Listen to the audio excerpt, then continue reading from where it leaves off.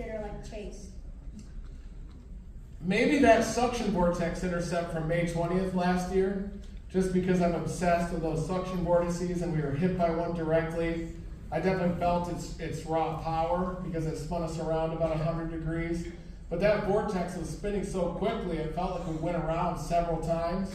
And the pressure fall was so intense, it felt like we were airborne. So I was really happy a split second later to look around and we were still on the ground with corn stalks in our lap. But the vortex was so small, it just hit the front half of the Dominator. And so we measured 135 mile per hour wind out of the north and the backside of the Dominator. And the vortex speed we computed at 60. It was moving at 60 with its own rotation. So we did some calculations, and the wind just in front of the Dominator had to be 240 miles per hour with the whole vortex being 190. So I think kind of that immersive coverage of that suction vortex made it one of my favorites.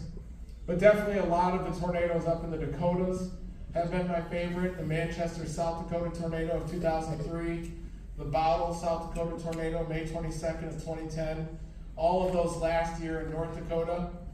And I saw one of my favorite tornadoes down in Litchfield, Illinois as well, which was a crazy multiple vortex in 2011. But I've seen so many tornadoes now that anytime I see them form over my head, they become one of my favorites, just because you can truly understand the tornado genesis process when you're looking right up at cloud base. And one other question. Do you know when the Dominator 5 is going to be finished? That will probably be next year.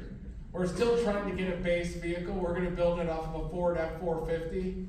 And I want to make it shaped like a flying saucer so it's less vulnerable to a side wind, as the Dominator 3 isn't a guaranteed survival. But I want to get 1 or 2 more seasons out of the Dominator 3, and then we plan on using the Dominator 5 after that.